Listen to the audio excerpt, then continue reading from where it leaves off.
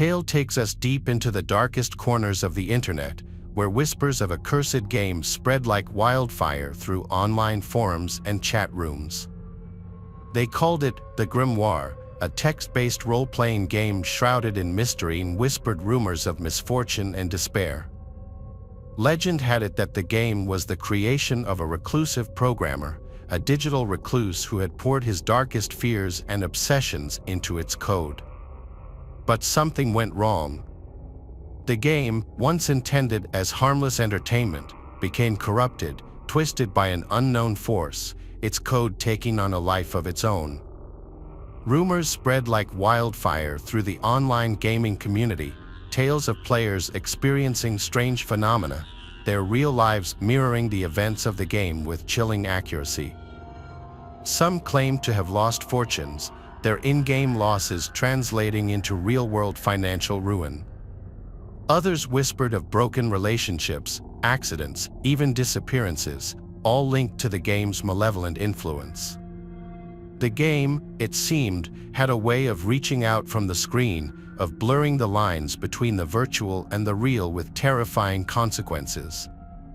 Despite the chilling tales, curiosity got the better of many, drawn to the game's mystique like moths to a flame. Among them were two friends, Mark and Lucas, avid gamers with a penchant for the strange and unusual. They stumbled upon the Grimoire on a hidden forum, its download link buried beneath layers of cryptic messages and warnings. Intrigued and perhaps a little foolish, they decided to download the game, eager to experience its mysteries firsthand. As they installed the game, a sense of unease settled over them, the computer screen flickering erratically, the room growing noticeably colder. Ignoring the warning signs, they launched the game, its opening screen a jumble of distorted text and disturbing imagery that seemed to writhe and pulsate before their eyes.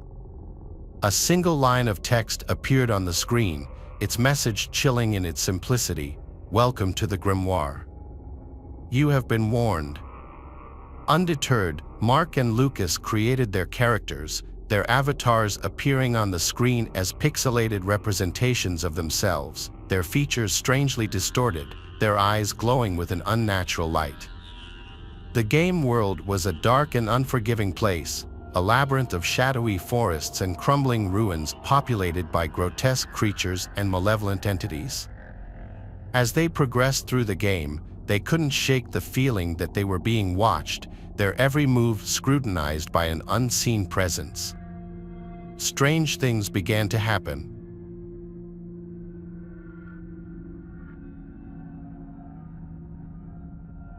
This happened when I was like 16 and in my heavy gaming phase, still living with my parents.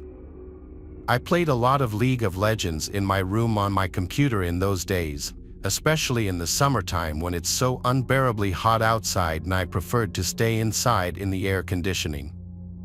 Anyway, way back when I lived at home, I'd have the place to myself a lot because my parents traveled a lot and I was the last one to move out.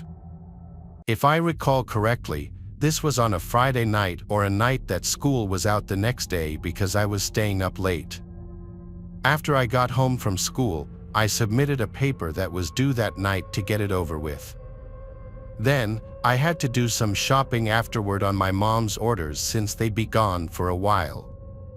It was how I earned my keep in the house, according to my dad. They left cash for me to use. I always had to show them the receipt though so that I wouldn't just pocket any of the money. My mom gave me a shopping list, so I went to Whole Foods in my old Camry, my first car. Shopping took about an hour. While in the grocery store, this guy in line behind me started talking to me, and I don't know why. He made a comment about one of the things I was buying and just wouldn't stop, even as I was bagging my groceries. He kept talking to me, which I found weird. He wasn't paying attention to anyone else. I was still nice though. When it was time to leave, I said, "Have a good one," and left. I went out to my car in the parking lot, packed the trunk, then headed home. It was a scorching hot day as we were in early June. I wasn't looking to go out and do anything outside. Once I was done with everything I needed to do, it was dark out by now, so I got right on League of Legends on my computer and texted my friend David to get on as well. He joined my party, and we played some dual rank as we always did. I was using my noise-canceling headset. We were committed already to playing League of Legends all night and ranking up, so of course, I needed to take a break to make dinner at some point. Probably 2 hours into playing, I told David I was going to eat dinner and I'd probably be back on in an hour. He said he'd be back on later too. So with that, I took a break and made some pasta for dinner. The kitchen is downstairs and my room is upstairs. While I was sitting in the kitchen eating, I knew for sure I heard a thump from upstairs. Did it sound like a footstep? I wasn't sure. It could have been any number of things, but the last thing I'd imagine it would be was a footstep. I did, however, go and lock the front door. Now, oftentimes for a while, I would leave the door unlocked just because my parents' house is in a good side of town, and I just never took the idea of a break-in seriously. It's something you hear about on the news, but don't think it'll ever happen to you. I went upstairs, and I don't know what I was expecting, but I said my brother Tristan's name into the hallway. I knew he wasn't supposed to be here, but I don't know, I heard a sound and I felt the urge to see if anyone was here. When no one answered back, I went back to my room and got back on League of Legends. I put my headset back on and texted David that I'm going back on. Shortly after, he came back on. We started playing again. A couple of games in, I looked to my left at the doorway of my room into the hallway.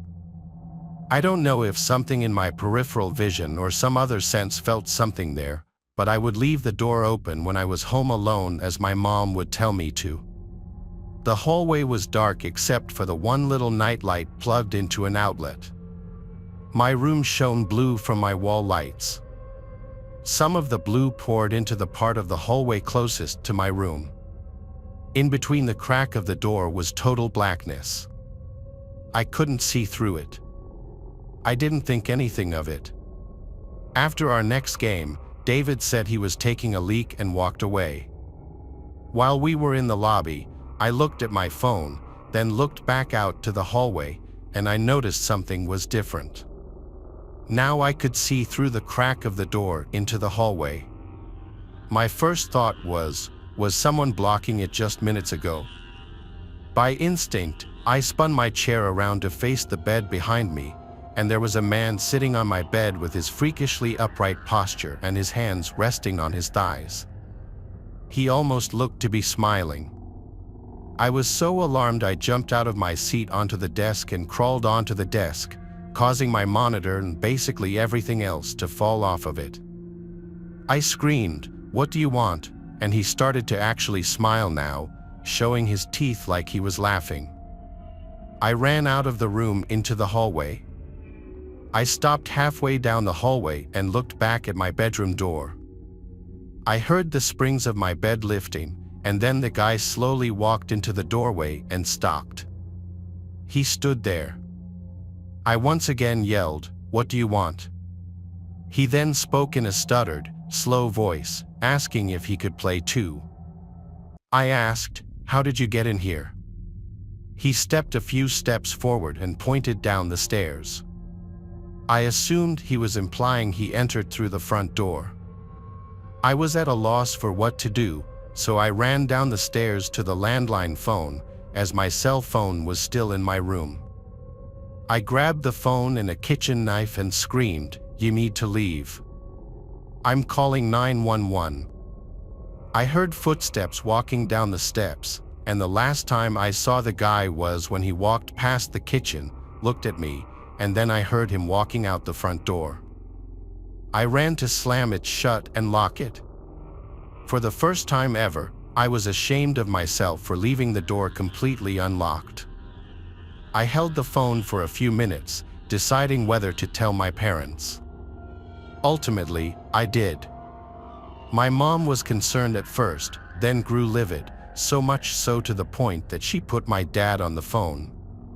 He told me to go through the house and make sure nothing was taken. I went through every room, and honestly, everything seemed in place. I said the man seemed like something was off about him. The man didn't seem overtly hostile, but something was wrong with him, and I don't know what his intention was. The image of him sitting on my bed and the realization that he was watching me through the crack in the door was haunting enough.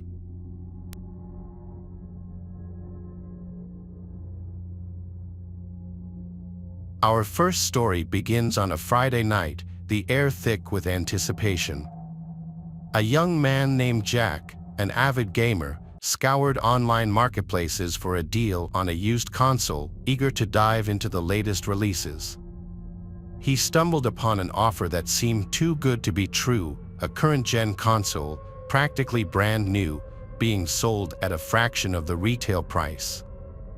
The seller, only identified as KL, was vague in his responses, claiming he simply needed to get rid of it. Despite a prickle of unease, Jack dismissed his better judgment and arranged to meet KL at a dimly lit gas station later that evening. The seller, a gaunt man with nervous eyes, arrived in a beat-up car, the console hastily wrapped in a garbage bag. He practically shoved it into Jack's hands, eager to be rid of the device. Jack, his excitement overriding his apprehension, paid the man and hurried home, eager to boot up his new purchase. As he connected the console to his TV, he noticed an unsettling detail he had overlooked in his haste, a single deep scratch etched across the top of the console, almost resembling a cryptic symbol. Brushing it off as nothing more than cosmetic damage, Jack grabbed his controller and prepared to enter a world of digital entertainment. From the moment he pressed the power button, things felt off. The console whirred to life with an unnatural hum, the fan noise louder and more erratic than it should have been. The screen flickered, displaying distorted images and garbled text before snapping into focus, revealing the console's home screen. But something was different. The usual cheerful background was replaced with a static image of a dark, desolate forest, the trees twisted and gnarled, their branches reaching out like skeletal fingers. Jack chalked it up to a corrupted hard drive, a minor inconvenience he could easily fix with a factory reset. As he navigated the console's menu, he noticed strange glitches, the cursor moving on its own, selecting options he hadn't chosen. The console seemed to have a mind of its own, its actions becoming increasingly erratic and unsettling. Unease curdled in his stomach, but Jack, determined to make his new purchase work, continued to tinker with the settings, attempting to restore the console to its factory settings. His efforts were met with resistance, the console seemingly fighting back, the screen flashing with disturbing imagery, grotesque figures with hollow eyes and gaping maws flickering in and out of existence. Cold dread washed over Jack as he realized that this was no ordinary glitch.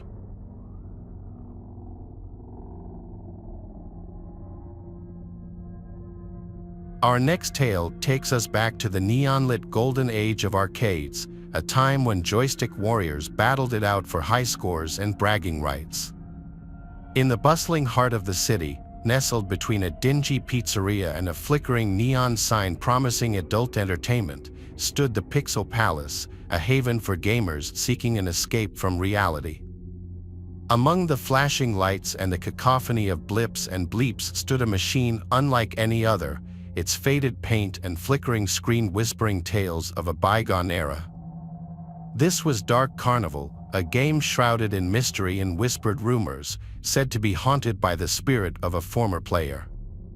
The legend went that a young man named Ben, a regular at the Pixel Palace, had become obsessed with Dark Carnival, spending every waking moment at the arcade, his fingers flying across the joystick, his eyes glued to the screen. He poured his allowance into the machine, determined to conquer its fiendishly difficult levels. After weeks of relentless gameplay, Ben finally achieved his goal, his initials flashing proudly at the top of the high-score screen. But his triumph was short-lived. As he celebrated his victory, a surge of electricity, a freak accident, seared through the machine, striking Ben down where he stood. Some say Ben's spirit, unable to leave the game he loved, became trapped within the machine, his digital ghost forever bound to the arcade cabinet. And so the legend of Dark Carnival grew, whispered among the regulars, a chilling tale of obsession and the insatiable hunger for the high score. Most dismissed it as an urban legend, a spooky story meant to deter players from hogging the machine for too long. But there were those who claimed to have witnessed strange occurrences firsthand: the screen flickering erratically, the game playing on its own, the faint sound of laughter echoing from the speakers, a chilling melody that sent shivers down their spines. One evening, a group of friends, their laughter echoing through the arcade, gathered around the Dark Carnival machine, their competitive spirits ignited.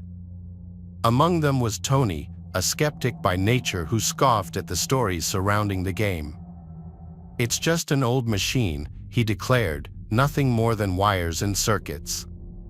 His friends, a mix of believers and those who enjoyed a good scare, exchanged nervous glances as Tony deposited a coin into the machine, the screen bursting to life with a burst of static. As Tony navigated the game's opening levels with ease, his skepticism began to waver. The game seemed to anticipate his every move, the enemies reacting with an almost unnatural precision, as if controlled by a sentient force.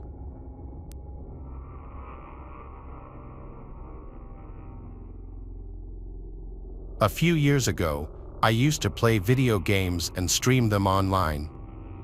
I was not really popular or anything, I just did it for fun. I would stream on Twitch for my friends, and usually anywhere from 1 to 3 or 4 of them would watch. Sometimes they would play with me in the games as well. Every now and then a few other random people would watch the stream too, but I never got more than like 10 viewers at once. I wasn't trying to become famous or anything. One night, I was streaming Fortnite. It was almost a nightly thing for me to do at the time. I was playing with my friend Luck, who was also watching the stream. I remember that at one point, I saw there was another viewer, and soon the new viewer started talking in the chat and leaving comments. I did not recognize the username to be any of my friends, and I realized it was a new person. I said hi to them and welcomed them to the stream. The person responded, saying hi, but a short time later, their comments turned bad. It started with basic insults, calling me names and cursing at me. I assumed it to be some teenage kid just messing around on a Twitch account. I remember asking on the stream why he was so angry. My friend was thinking that it was really funny, though. The comments then got threatening. The user said something like they were going to find me and they knew where I lived or something along those lines. Obviously, I didn't take the threat very seriously. I really had no idea why they would act this way because my stream was always pretty fun and lighthearted. The first comment the person made that really raised my eyebrows, though, was when they mentioned my real name. They said they knew my name, and when I asked what it was, the user commented it. This shocked me because my name was not my username or anything, and this person knew my last name as well. It was then that I figured it had to be one of my friends messing with me, and that's what Luck thought as well. I remember Luck asking who it was, going through a list of friends that he thought it could be. The person denied it all. After going back and forth for a bit, the person eventually left, and I ended the stream a short time later. But the very next night, the person was back. I went back on what I usually did and was playing Fortnite again. Luck also joined, and it was just the two of us like the night prior. Well, maybe 30 minutes into the stream, the mystery person returned. They started commenting again, picking up right where they left off, but this time they said they were going to my house. I was kind of like, okay, buddy, let's see it, and still not taking it seriously. They went quiet in the chat for a while, but then out of nowhere, the person commented that they were at my house. Then I heard this loud knocking coming from the front door. I lived in a house that I rented with a roommate during this time. My roommate was gone at work, and I was at home by myself. After I heard the knocking, I told Luck about it, who seemed shocked.